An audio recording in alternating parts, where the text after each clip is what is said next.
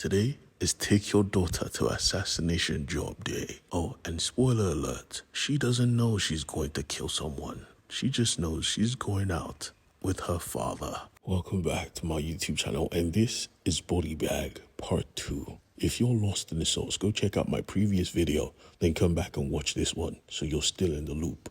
Now, let us begin. Because remember, they are on a mission, but Panda didn't get the memo. Panda was just happy to be here. She was adoring the bridge.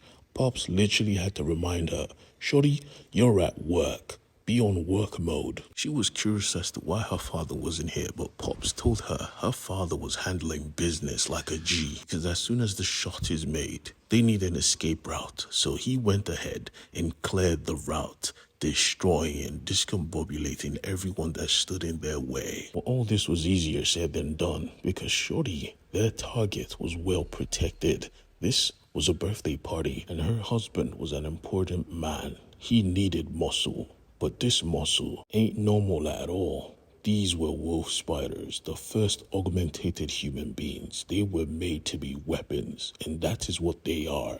They are the scariest thing to walk on two legs. Because they were out of work, they were now hired muscle. They were very dangerous. This shot had to be precise. But the thing is, Panda thought they were just kidnapping her.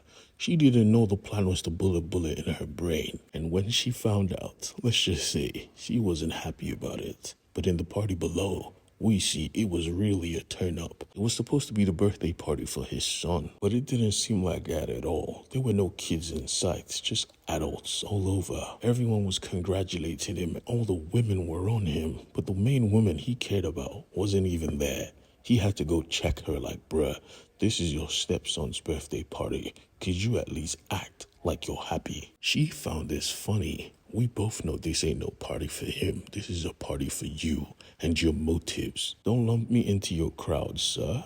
Everyone was fighting tonight, but most of all, on the rooftop across the street, Panda was about to put a bullet in Pop's head, and her father came through at the nick of time to watch it happen. She was screaming at the top of her lungs, "This is not right. She did nothing wrong. We can just kill her." Her father thought different. Right, wrong. What the fuck are you talking about? We are body bags. The mission is what the mission is. If we have to put her down, we put her down. You have a choice to make tonight, Panda. Now, put the gun down. She couldn't even believe what she just heard, but she knew this was a serious situation, so she obeyed. She didn't like it, but she obeyed. This was the wrong thing to do, but she obeyed. Now, all that was left to do is allow Pops take the shot. He had a clear path. But when he took the shot, he missed. He couldn't even believe it. But worst of all, everyone saw where the bullet came from. Their position was compromised. The boss lost his shit. "What am I paying you for?" But he didn't even complete his sentences because these wolf spiders were on go. They were already airborne. Clownface was already moving, but Pops was too slow, and the wolf spider got there first. He already knocked him on his back. He was about to rip him apart because they don't play with their kills. Thankfully, they had another person on that roof. Panda had made her choice. She was a body bagger. More wolf spiders were coming, so they had to move quickly. Using his big-ass dagger that could explode, he caused an explosion, destabilizing the ground they stood on, allowing them both to escape. But this also drew attention to the people at the party, and they saw who took the shot. They saw Panda. Now, you'd be expecting Shorty to feel betrayed, but she didn't care. Matter of fact, she smiled. But there was no time for smiling. They were chased down by one of the most, or rather, some of the most dangerous people on Earth currently. And just like always, make plans and watch God laugh. Pop's head starts to ring. Clownface was on full speed. He only stopped when he heard Panda scream, "Pops is down. He needs help." So, Clownface told his daughter to head to the car. He would get Pops. But the thing is, Pops was a real G. He knew what he had to do. "I'm dying. You have a daughter. Go save her while I hold these animals off." Clownface didn't want to do it, but Pops didn't give him a choice. "You have responsibilities, son.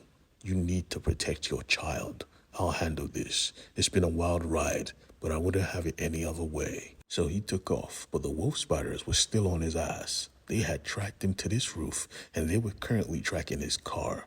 But sadly, they didn't look behind them because Pops was waiting, and he said adios, see you in hell, before evaporating the whole building. Panda had to watch all this happen. She had literally just reconnected with him and her father, and now she was watching him be evaporated. Her heart was broken, but her father's heart was shattered. He was furious, especially because the mission failed. Now he had to leave. But Panda was confused. Why are we running away? We just have to explain. But he knew the rules of being a body bagger. If you miss your shot, you get killed on the spot. Panda found this cowardly. What the hell are you talking about? I am no pussy. If you are, that's fine. This pissed him off. You need to shut up. You remind me so much of your mother. Both pathetic. And this, well, she's her father's daughter. As soon as he had his back turned, she pulled out the Glock. Like, don't fucking talk about my mother that way ever again. Oh my God, I hate you. I shouldn't have come here. You never loved my mother. You are a piece of shit. All this was cool and all, but while she was saying all of this, he heard nothing. Because he was a body bagger, an assassin, a hitman. He saw a gun and he entered kill mode, but she was his kid. So he gave her the opportunity. Put that gun down. Don't set me off. But like I said, they were one and the same because she opened fire. His shirt, of course, was bulletproof, and she knew this, I hope. But that meant nothing to him. You took the shot.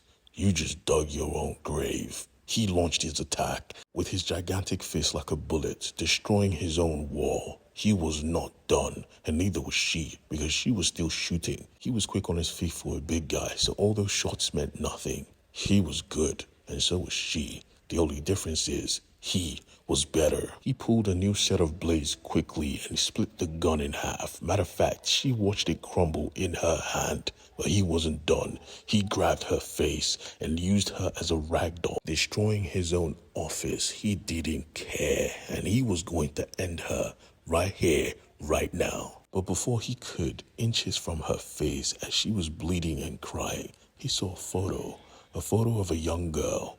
A photo of the same daughter he was about to butcher. That's when he realized he was making the wrong move. His kill mode, his instinct had driven him almost killing his own daughter. He put his knife down and apologized and said, I'm sorry.